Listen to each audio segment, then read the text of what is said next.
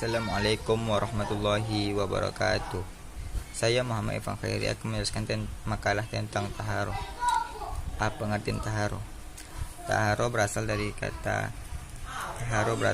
dari kata bahasa Arab atau haru yang secara bahasa artinya membersihkan atau bersuci.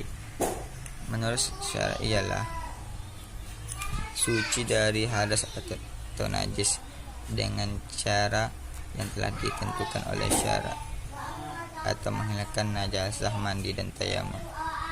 Hakikat tahara ialah memakai air, tanah atau salah satu yang telah disyariatkan Islam.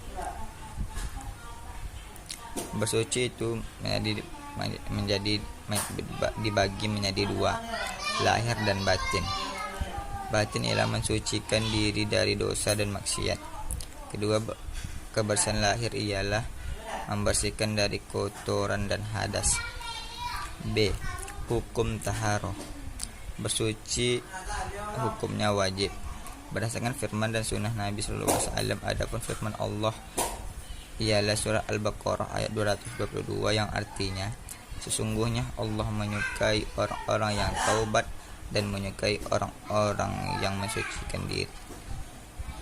C. Alat bersuci. Alat bersuci ialah berdasarkan firman Allah Subhanahu wa taala Quran surah Al-Anfal ayat 11 yang artinya, dan Allah menurunkan kepadamu hujan dari langit untuk mensucikan kamu dengan hujan itu. Adapun air pada umumnya dibagi menjadi 4. 1. Air mutlak. Air mutlak dibagi menjadi 4. Yang pertama air hujan, yang kedua air salju dari air es, yang ketiga air laut, yang keempat air zam-zam. D. Yang kedua air mustakmal, air sisa yang mengena badan manusia karena telah digunakan untuk wudu dan mandi. Yang ketiga, air yang bercampur dengan barang yang suci. Air yang bercampur dengan barang yang suci seperti air sabun atau air sperma, hukumnya suci selama air itu terjaga kemutlakannya.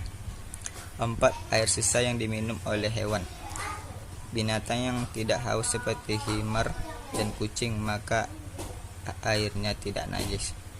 D. Barang-barang yang najis.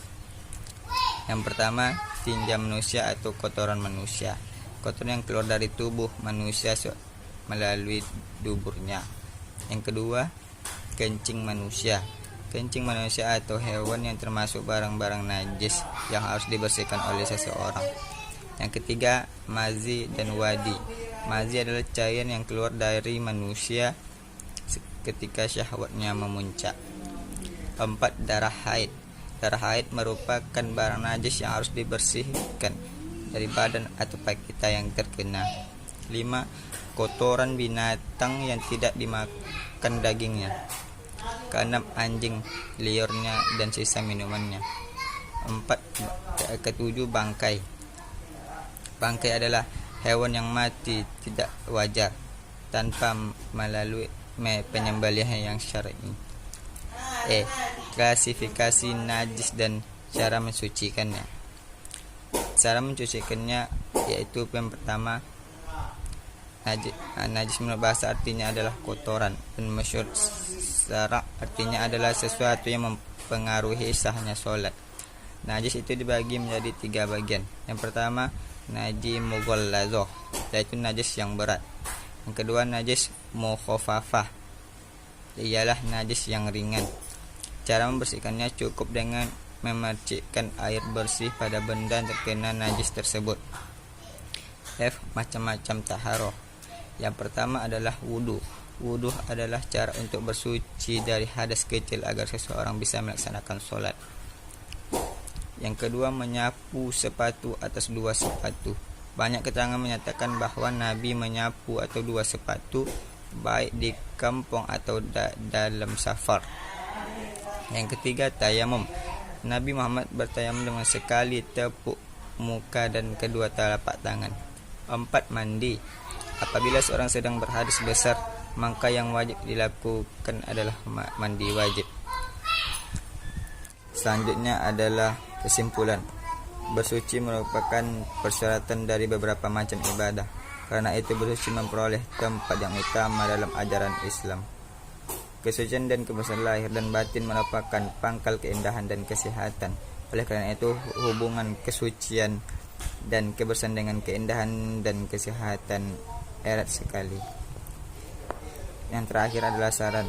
Semoga kita dapat mengambil hikmah dari apa yang telah kita bahas bersama tentang taharah, agar senantiasa kita semua menjadi insan yang selalu menjaga kesucian dan kebersihan diri.